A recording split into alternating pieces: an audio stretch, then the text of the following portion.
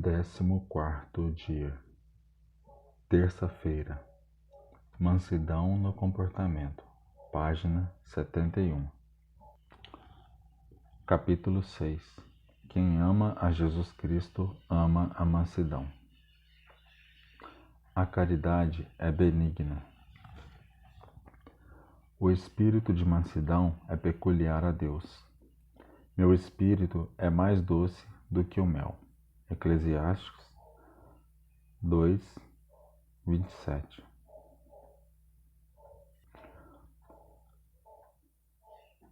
Consequentemente, uma alma que ama a Deus ama também todos aqueles a quem Deus ama, isto é, ama o próximo.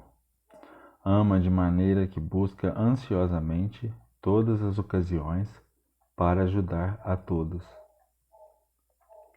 consolar e alegrar a todos, tanto quanto possível. São Francisco de Sales, o mestre e modelo da Santa Mansidão, diz: a humilde mansidão é a virtude das virtudes que Deus tanto nos recomendou. Portanto, devemos nos esforçar para praticá-lo sempre em todas as coisas.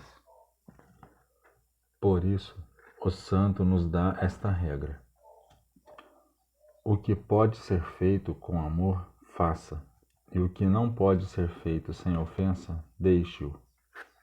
Refere-se àquilo que podemos omitir sem ofender a Deus, porque uma ofensa a Deus deve sempre e o mais rapidamente possível ser evitada por aquele que é obrigado a evitá-la. Esta mansidão deve ser observada especialmente para com os pobres, que, por causa de sua pobreza, são muitas vezes maltratados pelos homens. Deve também ser praticada especialmente para com os enfermos, que na maioria das vezes recebem pouca ajuda de outros. A mansidão deve ser observada mais especialmente em nosso comportamento para com os inimigos. Vencer o mal com o bem. Romanos, capítulo 12, versículo 21. O ódio deve ser vencido pelo amor e a perseguição pela mansidão. Assim, os santos agiram e conciliaram as afeições de seus mais exasperados inimigos. São Francisco de Sales diz que não há nada que dê tanta edificação ao nosso próximo do que a mansidão de comportamento.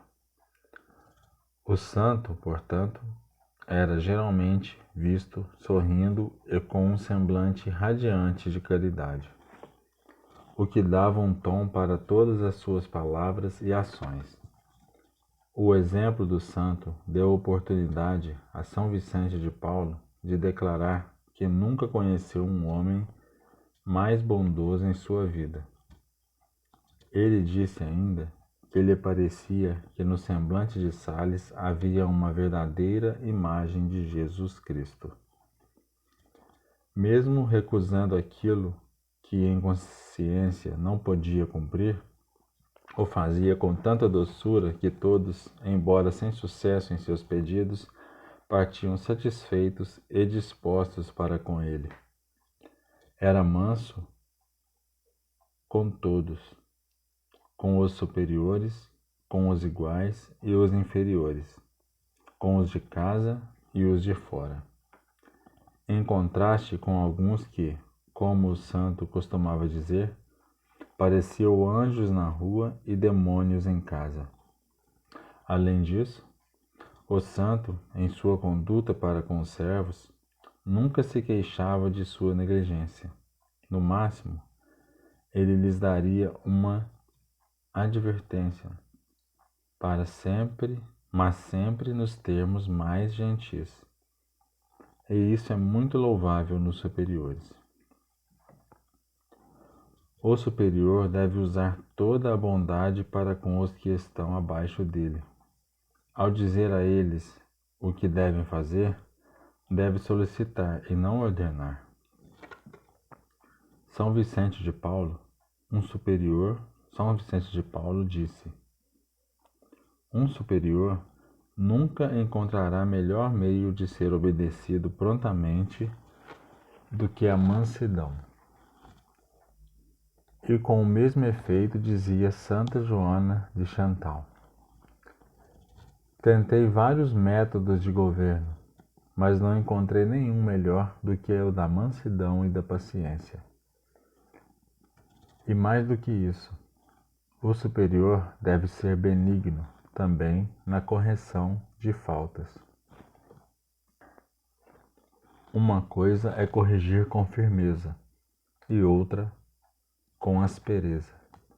É melhor, às vezes, corrigir com firmeza quando a falta é grave, especialmente se ela se repetir depois que o sujeito já foi advertido. Mas estejamos sempre em guarda contra a correção severa e irada. Aquele que corrige com raiva faz mais mal do que bem. Este é aquele zelo amargo reprovado por São Tiago. Alguns se orgulham de manter a família em ordem pela severidade e dizer que esse é o único método de tratamento bem-sucedido. Mas São Tiago não pensa assim.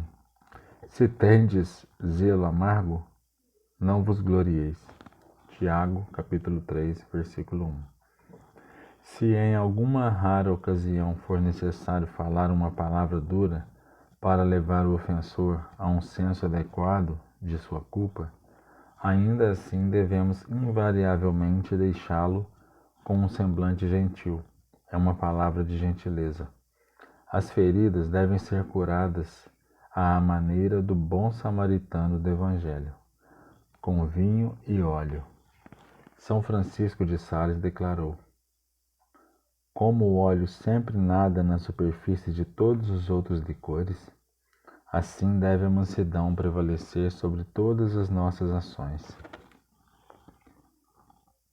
E quando ocorre que a pessoa sob correção está alterada, então a repreensão deve ser adiada até que a sua raiva diminua. Caso contrário, irá apenas aumentar sua indignação. O cônego São João disse: quando a casa está em chamas, não se deve lançar lenha nas chamas.